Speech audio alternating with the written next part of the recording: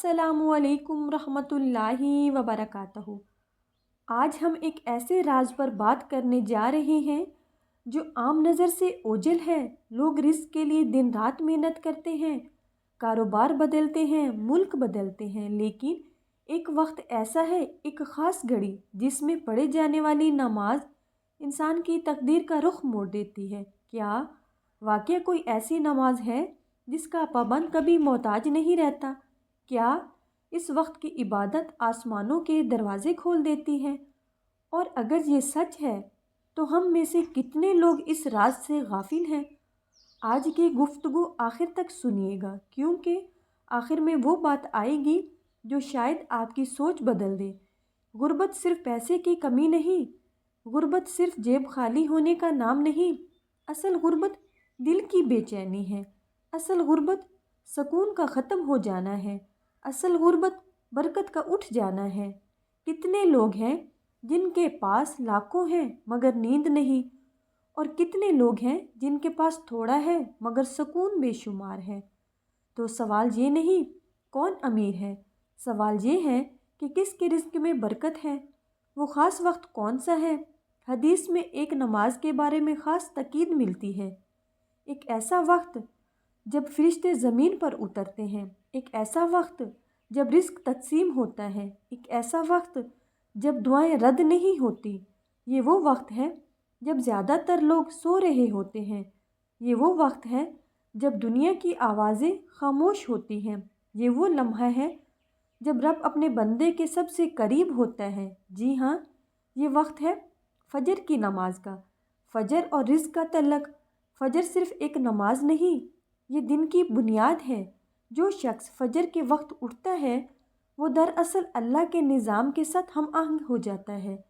हदीस में आता है कि नबी करीम सल्लल्लाहु अलैहि वसल्लम ने दुआ फरमाई, ऐ अल्लाह मेरी उम्मत के लिए सुबह के वक्त में बरकत रख दे। सोचिए, जिस वक्त के लिए दुआ की गई हो उसमें उठने वाला कैसे महरूम रह सकता है। जो शख्स फजर बाजमात अदा करता है उसके दिन में बरकत डाल दी जाती है, इसके काम आसान हो जाते हैं, इसके फ़ैसलों में खैर रखी जाती है। और जो शख्स सोता रहता है वो बरकती वक्त को ज़ाया कर देता है।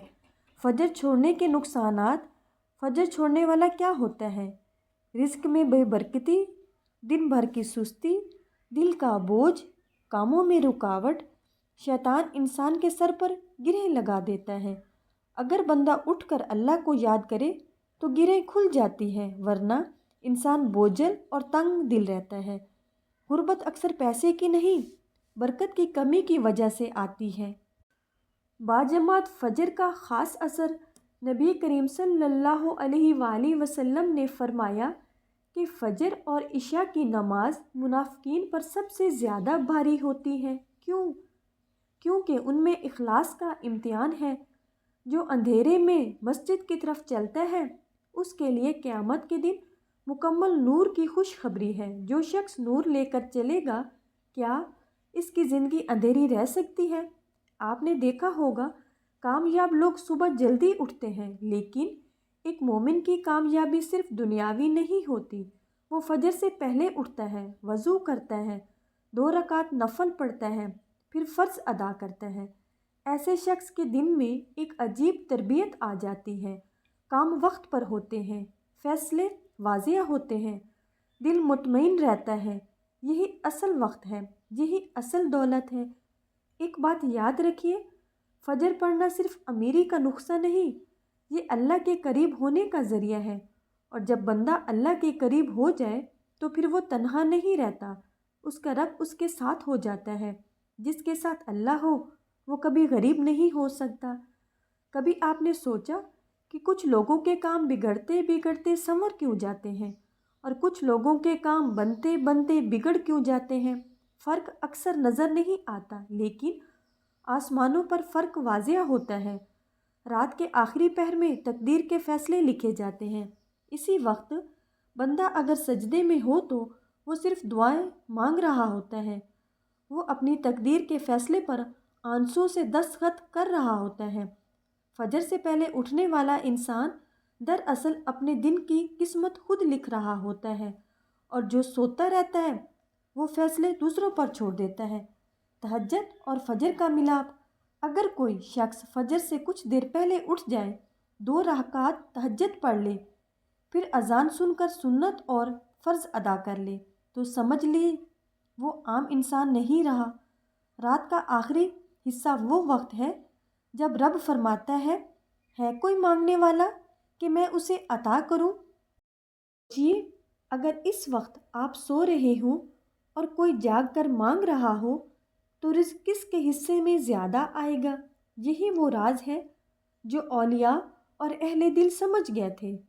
فجر کے بعد نہ سونا ایک اور اہم راز ہے۔ بعض لوگ فجر پڑھتے ہیں، پھر فوراً سو جاتے ہیں اور پھر شکایت کرتے ہیں کہ برکت نہیں۔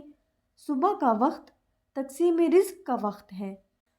یہ وقت سونے کا نہیں، جاگنے کا ہے۔ فجر کے بعد تھوڑی دیر قرآن پاک کی تلاوت کریں، ذکر یا خاموش بیٹھ کر سوچیے۔ یہ عمل انسان کی روح کو مضبوط کرتا ہے۔ جو شخص فجر کے بعد بیدار رہتا ہے اس کے چہرے پر نور آتا ہے، اس کے فیصلوں میں اعتماد آتا ہے، اس کی گفتگو میں وزن آتا ہے۔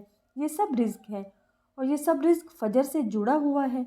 غربت کا روحانی سبب یاد رکھیے، کبھی کبھی غربت گناہوں کی وجہ سے بھی آتی ہے، اور سب سے بڑا نقصان نماز چھوڑنے سے ہوتا ہے۔ نماز چھوڑنے والا آہستہ آہستہ اللہ کی حفاظت سے دور ہو جاتا ہے۔ جب حفاظت ہٹ جائے تو مال ہو کر بھی نہیں ٹھہرتا۔ کتنے لوگ ہیں جن کے پاس آتا بہت ہے مگر بچتا کچھ نہیں؟ کیوں؟ کیونکہ برکت نہیں، اور برکت کا سب سے پہلا دروازہ فجر ہے۔ کامیاب لوگوں کا راز، جو لوگ دنیا میں اثر چھوڑ گئے، وہ سست نہیں تھے۔ ایک مومن کی کامیابی کا آغاز سجدے سے ہوتا ہے۔ وہ اپنے دن کا آغاز موبائل سے نہیں کرتا، وہ اپنے دن کا آغاز وضو سے کرتا ہے۔ فجر کے وقت اٹھنے والا شخص خود پر قابو پا لیتا ہے۔ جو اپنی نیند پر قابو پا لے وہ اپنی تقدیر پر بھی قابو پا سکتا ہے۔ یہی اصل طاقت ہے۔ ایک سچا واقعہ۔ ایک شخص ہمیشہ مالی پریشانی میں رہتا تھا۔ کاروبار کبھی چلتا کبھی رک جاتا۔ کسی بزرگ نے صرف ایک نصیحت کی، فجر کبھی نہ چھوڑنا۔ 40 دن مسلسل فجر باجماعت ادا کی۔ صرف یہی ایک تبدیلی، چند ہی مہینوں میں حالات بدلنے لگے۔ قرض اترنے لگا، گھروں میں سکون آ گیا۔ کیا یہ جادو تھا؟ نہیں، یہ برکت تھی۔ اگر فجر میں اتنی برکت ہے تو ہم کیوں چھوڑ دیتے ہیں؟ کیوں؟ نیند میٹھی لگتی ہے، لیکن یاد رکھیے، جو نیند فجر چھڑوا دے، شیطان سب سے زیادہ کوشش فجر کے وقت کرتا ہے، کیونکہ وہ جانتا ہے اگر بندہ اس وقت اٹھ گیا تو اس کا دن مضبوط ہوگا۔ آج اپنے دل سے وعدہ کریں، چاہے کچھ بھی ہو، فجر نہیں چھوڑوں گا۔ چند ہفتوں میں آپ کو فرق محسوس ہوگا۔ دل میں سکون آئے گا، چہرے پر نور آئے گا، زندگی میں تربیت، اور سب سے بڑھ کر اللہ کی رضا۔ السلام علیکم رحمۃ اللہ وبرکاتہ۔